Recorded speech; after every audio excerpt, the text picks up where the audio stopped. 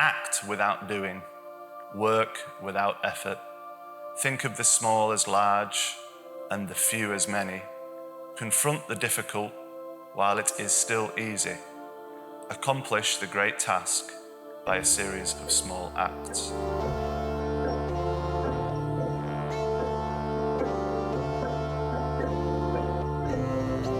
Black noise is the register within which you can crack a city or people, or it's a new controlled bomb, it's a noise bomb.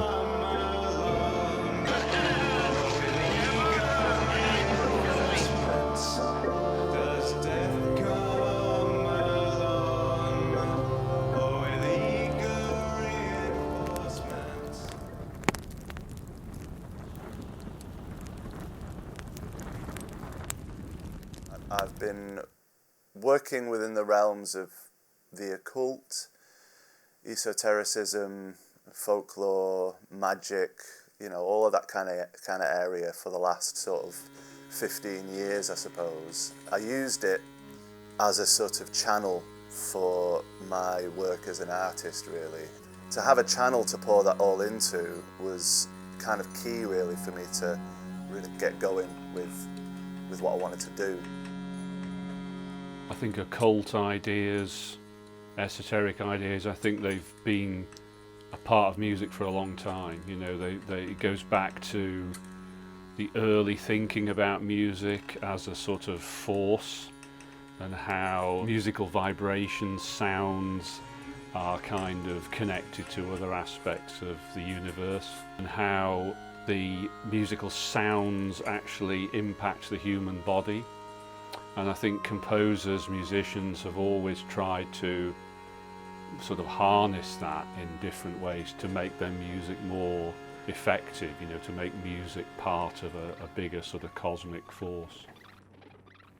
A good way to sort of ground my belief system would be on like a sort of a pre-Christian Eastern text called the Tao Te Ching, which forms the kind of belief system, religion known as Taoism. It brings in a sort of Chinese belief system known as Wu Wei, which is like not trying, no sort of forced effort, much more of a sort of approach that you may liken to nature, and the flow of nature, and kind of the sort of susceptibility and openness that kind of comes with nature, really, which is kind of in all its extremities, So I kind of try and remain quite open to things, not too closed off, sort of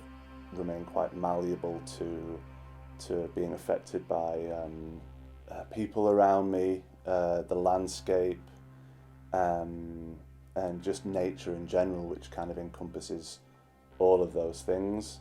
So I guess it's difficult to sort of fully articulate what my belief system is, because I have kind of core values, I suppose,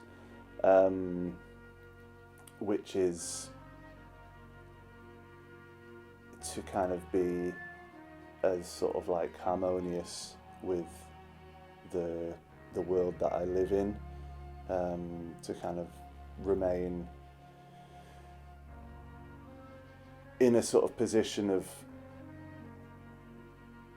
not applying too much causality in the world, and just kind of to flow in the same way that a river would. There was a particular moment in the late 1960s where the ceremonial aspect of music was of interest to underground bands, groups, musicians, or even very popular groups like the Rolling Stones, who sort of got fascinated by the occult dimension to music and tried to express it in a sort of popular form, but certainly underground groups used it to sort of make extended pieces of music, extended improvisations, using rock instrumentation, you know, electric guitars, electric bass, drums, electric organ, those sorts of things. So I think there was an interesting moment where the sort of more experimental aspects of esoteric music, occult music, fused with popular music, and sort of created an interesting sort of moment where the two were kind of overlapped. And one of the things I looked at in my book, Gathering of the Tribe, was a group called Black Widow, who actually performed a kind of ritual on stage with, a sort of slightly comical, sort of satanic ritual, which is, you can find documented as part of their rock act. So it was a kind of theatrical part of their performance with this sort of occult dimension, so it's sort of popularising the things that people like Crowley were doing. My principal reason for doing it is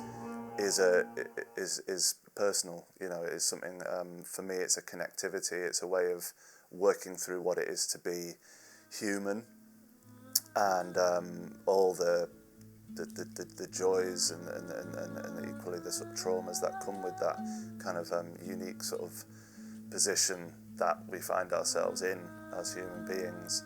So I mean, like, for me, like, creativity and making artwork is a way of working through that. But I mean, after that, like, initial sort of healing process, it's about sharing it. Actually, there's a real key component for me and my work about hitting as many people as possible with the work. Art and craft have direct correlations with magic. I mean, witchcraft, the word is already part of that, so I think really they can be very interchangeable. The art of magic is an art of creation, and a lot of that kind of originates through intent. So I think, like, if you pour in, intent into what you're doing, and you are kind of enacting it out with a physicality which culminates in an artifact, ultimately that is a sort of magical approach, I suppose. For me, magic is a huge part of everything that I do. There is intent, and whether I specifically relay that ultimate intent that I start with, it's always there, and it might just be on a personal level.